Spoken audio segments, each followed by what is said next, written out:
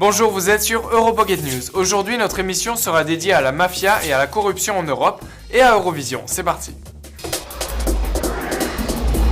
Nous avons rencontré la semaine dernière deux organisations italiennes qui luttent activement contre l'infiltration de la mafia dans les villes de Calabria et de Palerme. C'est un travail dangereux car ceux contre qui ils luttent sont sans foi ni loi et en général très puissants. Mais comment travaillent-ils et contre qui luttent-ils réellement? Écoutons.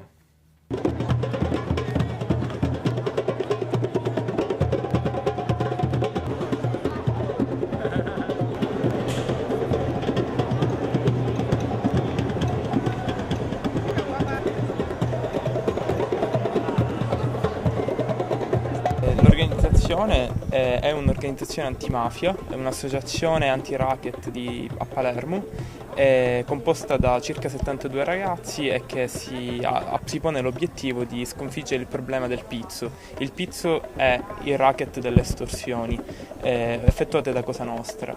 Il modo in cui noi tentiamo di sconfiggerlo è facendo associare i commercianti, fornendo ai commercianti dei consumatori, cioè delle persone che scelgono di acquistare presso questi commercianti in modo da sostenerli con i loro acquisti e da non fare in modo di spezzare il circolo vizioso che porta dei soldi alla mafia quando un cliente acquista presso un commerciante che invece paga la mafia, che quindi soggiace al racket delle estorsioni.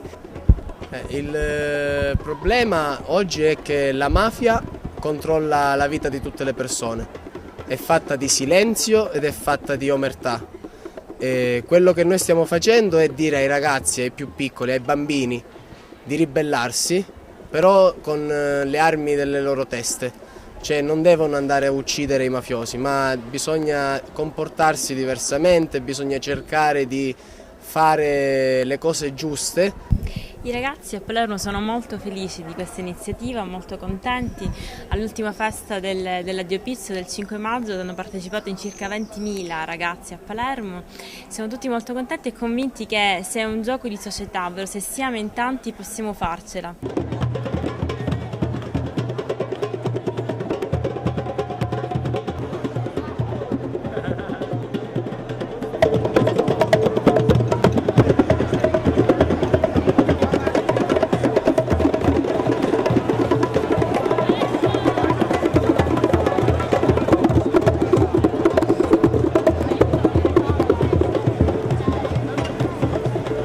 L'Europa gioca un ruolo fondamentale perché la Calabria, la mia regione, è sì nel sud dell'Italia, ma è anche il cuore del Mediterraneo.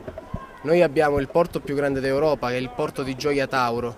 Lì arrivano i container di tutte le grandi multinazionali, tutta l'economia, il commercio europeo passa dalla Calabria. Quindi da noi c'è la mafia ed è un problema che non è solo un problema nostro, ma se non c'è libertà, se non c'è libero scambio, se si deve pagare il pizzo per poter far entrare l'economia, i soldi in Europa, e allora è un problema dell'Europa. Io penso che in un'ottica più larga, ecco, in un'ottica europea, il nostro problema possa essere proposto come modo di agire. Certamente proporre un movimento che parte dal basso, quindi da noi ragazzi, che si alimenta di risorse umane, intellettuali del luogo, di ragazzi che hanno scelto di rimanere nel posto dove sono nati, dove sono cresciuti, e di impegnarsi nel migliorare la terra dove vivono, è già un grande messaggio.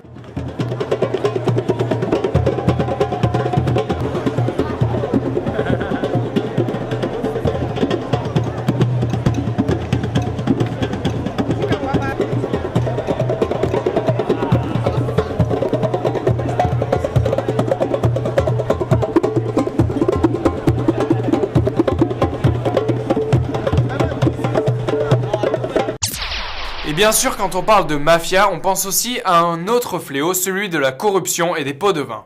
L'utilisation des autorités publiques ou privées à des fins personnelles.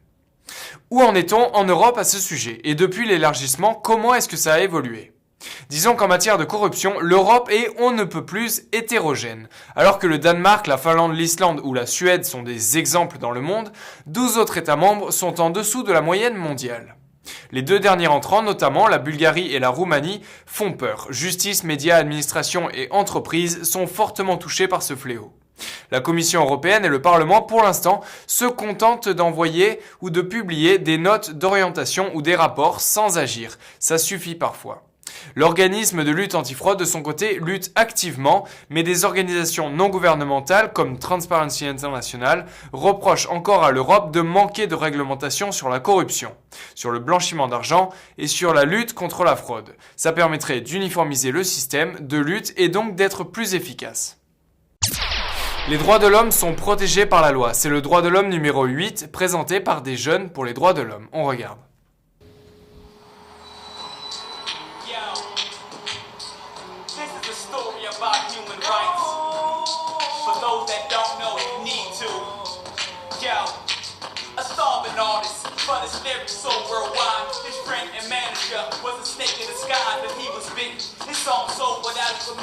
Saul's record on the shelf, the snake is stolen his fish, but knowing his rights, he could protect himself. Fair treatment by fair courts, he got the law to help.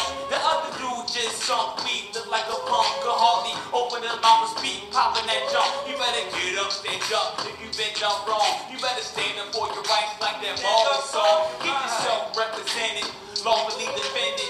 Know your human rights, don't ever surrender. No, don't ever surrender. Yeah. Let's go.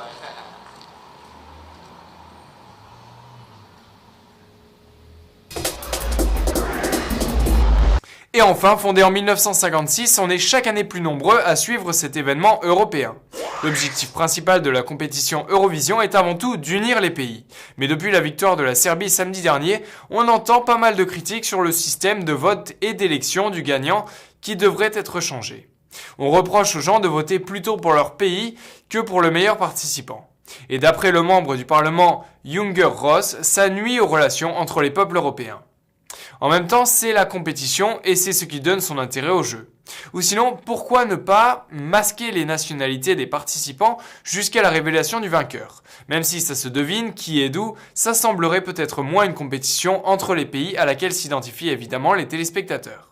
Mais bon, ça reste bon esprit et ça faisait plaisir cette année de voir Belgrade en fête après l'annonce de sa victoire.